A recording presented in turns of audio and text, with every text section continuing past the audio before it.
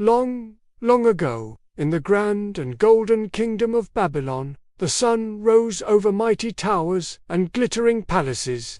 Birds soared above lush hanging gardens, while people bustled in the city below, wearing colorful robes and carrying baskets of dates and figs. In one of those royal palaces lived a wise and faithful man named Daniel. He wasn't a prince or a warrior.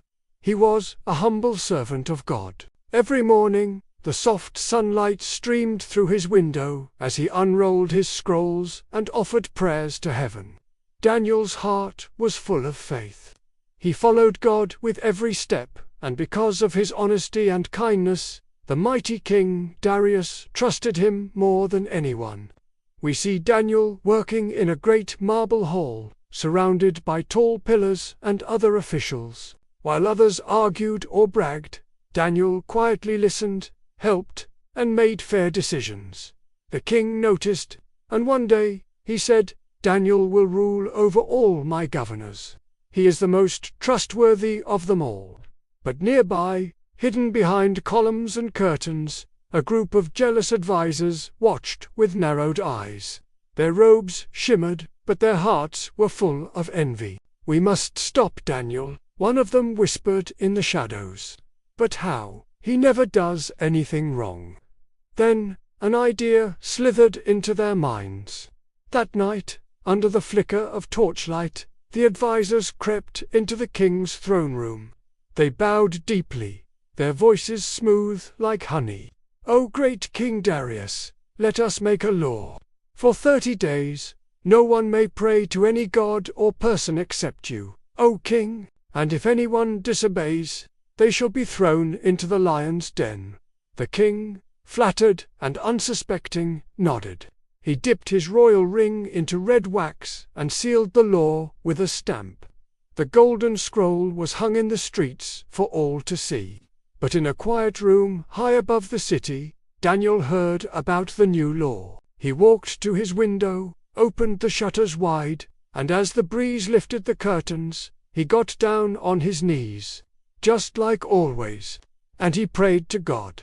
The warm light from the setting sun lit up Daniel's peaceful face, while, down below, the scheming advisers spied from behind a wall.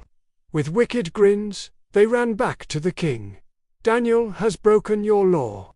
He prayed to his God. King Darius froze. His heart dropped like a stone. "No, not Daniel," he cried.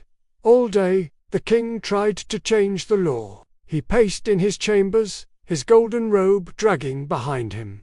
But the rule could not be undone, not even by the king himself. That evening, as the sky turned orange and the torches were lit, the guards led Daniel through the palace gates. They passed gardens and statues and finally came to a dark, rocky pit surrounded by growling sounds.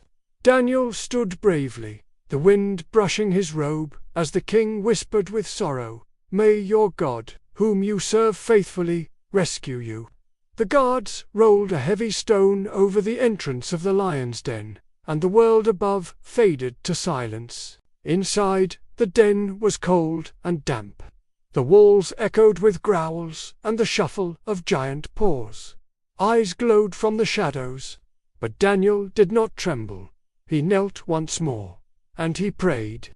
Suddenly, a warm light filled the den.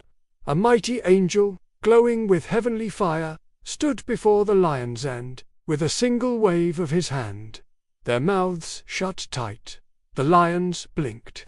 They sniffed, and then they lay down like sleepy kittens, their roars gone silent. Daniel smiled. God had heard his prayer. The next morning, before the first rooster crowed, King Darius rushed to the den. His royal robe flapped in the wind as he called out with a trembling voice, "Daniel, servant of the living God, has he rescued you?"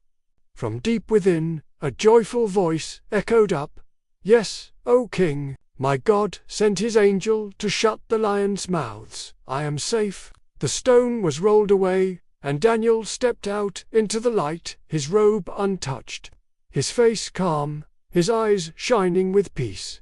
Behind him, the lions yawned, stretched, and returned to sleep. King Darius smiled wide and lifted his hands high.